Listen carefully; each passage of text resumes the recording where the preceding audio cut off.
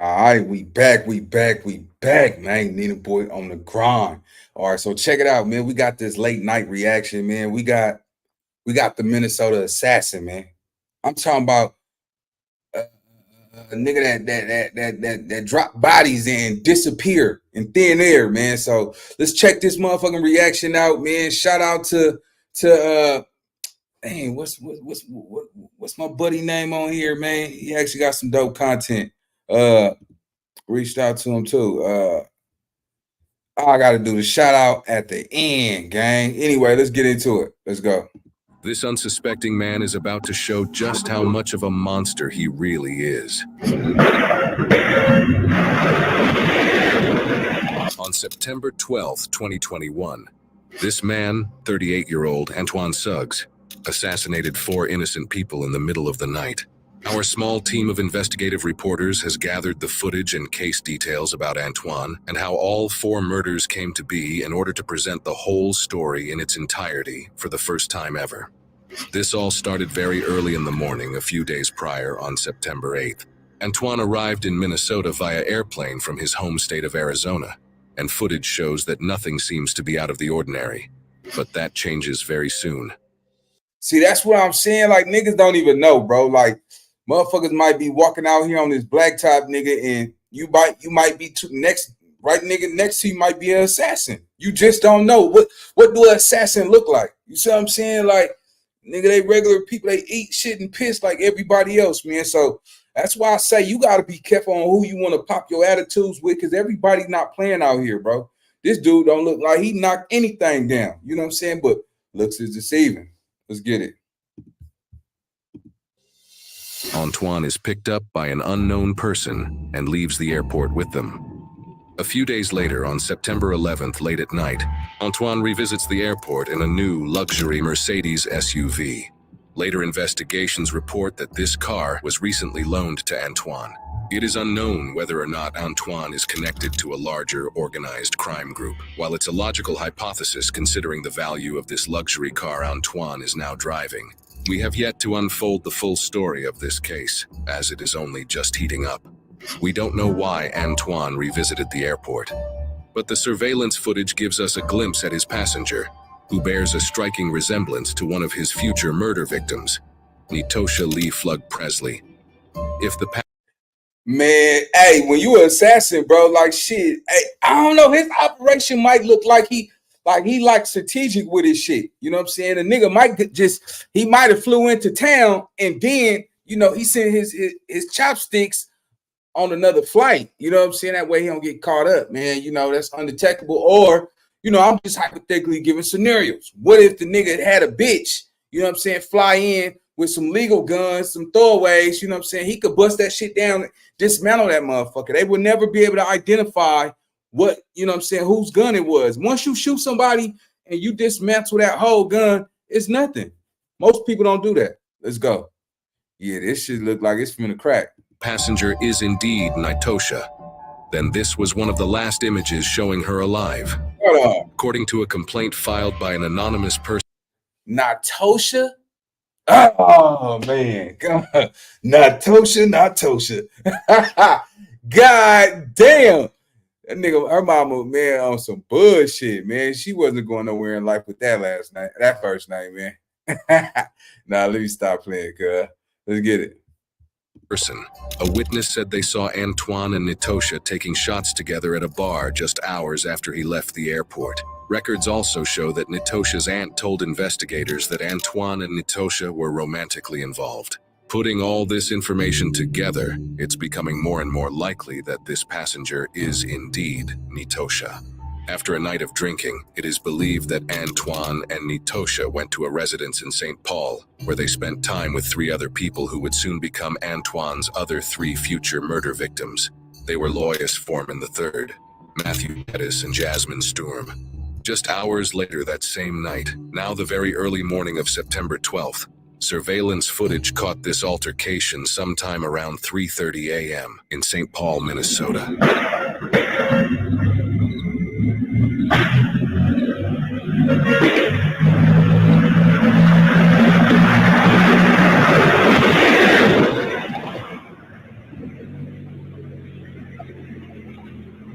In this footage, we hear gunshots and then that same Mercedes car speed through the streets.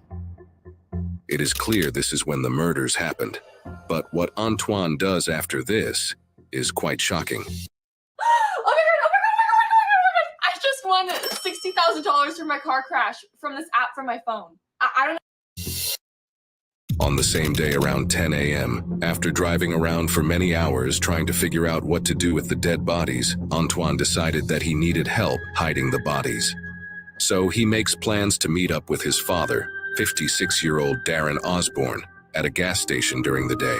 Antoine's plan was to have his father follow him into western Wisconsin to a cornfield, where they would find an inconspicuous place to dump the car with the bodies in it. Osborne later told officers that he had no idea at this point there were bodies in Antoine's car. On the way to meet with his father, Antoine stops at a different gas station than the one planned for the meetup spot.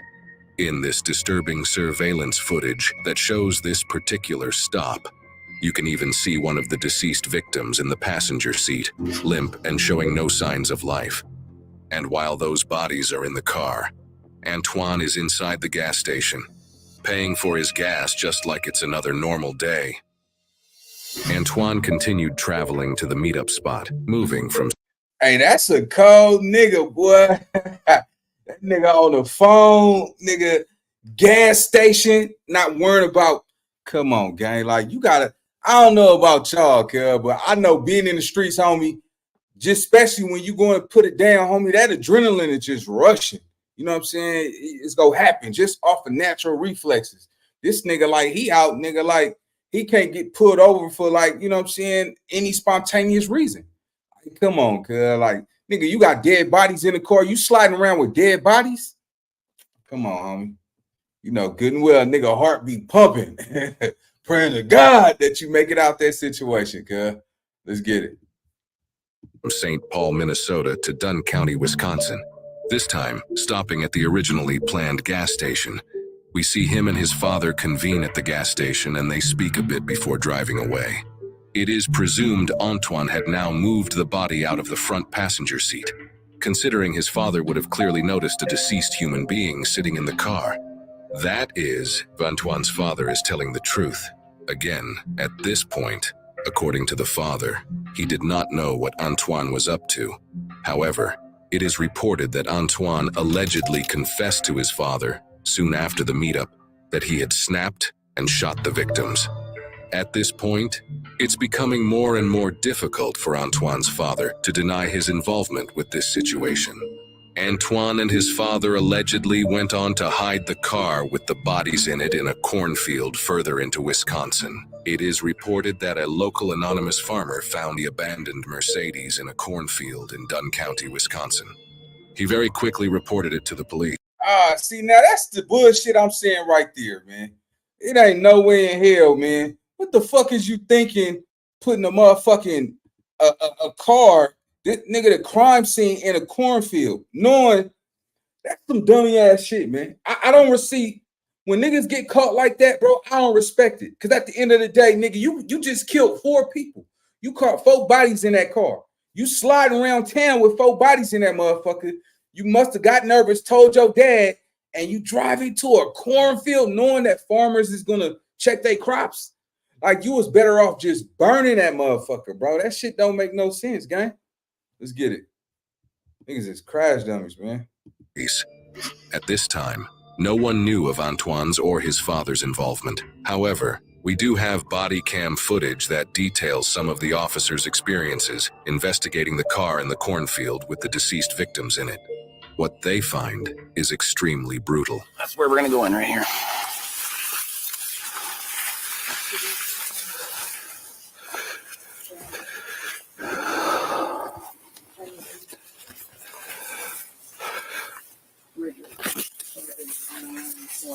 Yeah, we can do something. Oh, they must got the dead bodies in the car still. Yeah, them dead bodies in the car. We did open the back door. We need to open the back door. Do we know if that one in the back on the far right is male or female? Do you know? The one on the far back, the behind the driver? I thought it was a female. So they were stiff when you moved them? Yes. Somebody said? I opened that door I basically went like this, and it was just, hard, stiff rigor, whatever you want to call it. Obviously, the male, we didn't check anything on him. I thought there was like a hole. Looks like there might be blood pooling in his ear, or I thought maybe that was an entry or exit wound. I'm not sure. Thank you, guys. Yep. I ran out. Well, it looks like it's an actual key started on push button too. There's no keys in the ignition. A bunch of blood on their shoe. See that? Yeah, it's pooled. Yeah, definite bullet wound to the right side of the face, right side of the ear on him. Male. On the male. That's what I thought. Man, that's why I don't understand, bro. I mean, see, that's why I say, homie, it is really emotional killers out here. They call him an assassin because he got them bodies, but at the same time, bro, that's not no assassin shit. Assassins just don't leave their evidence out there to just, that's a dead bang. That's a dead bang, especially if your fingerprints is on the car. You out of there. You see what I'm saying? Now you implemented your daddy. They got you on camera from the airport to the gas station, liquor store. Hey, come on, cuz it's only a matter of time, bro. You know what I'm saying? Unless you constantly changing your name and jumping on getting that passport and going out the country for a year or two, but I don't see how he go survive that. He got too much evidence against him. It's just a waiting game at this point. Let's get it. These officers are taking careful note of entry and exit wound details for a very important reason. This detail alone is extremely helpful in determining if the murders were committed with intent or in self-defense. I mean, that looks like an entrance wound right there. It didn't look like an exit wound to me. I'm guessing she got shot in the body, though. Yeah, there's blood on her left arm and on her right, and it's old. Watch your right shoulder, man. Yep.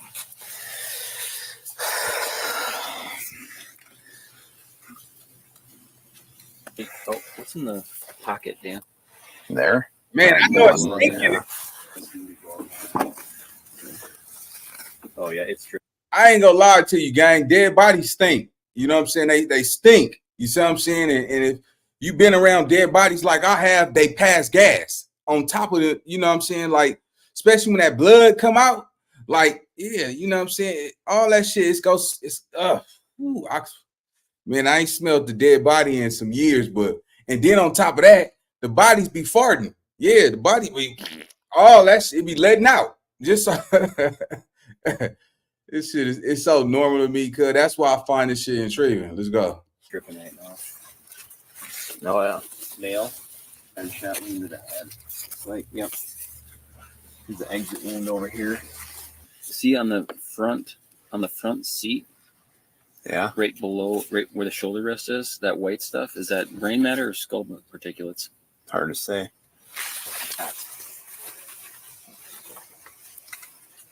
Because she wearing her seatbelt still? No, I couldn't tell if it was just they put it behind her. behind her. Behind her. Just probably so that it wouldn't because the weight's in there, so it'd beep. I want to know where the gunshot wound is on this other gal. I want to know, like, damn, nigga, like, nigga, you shot that girl in her face.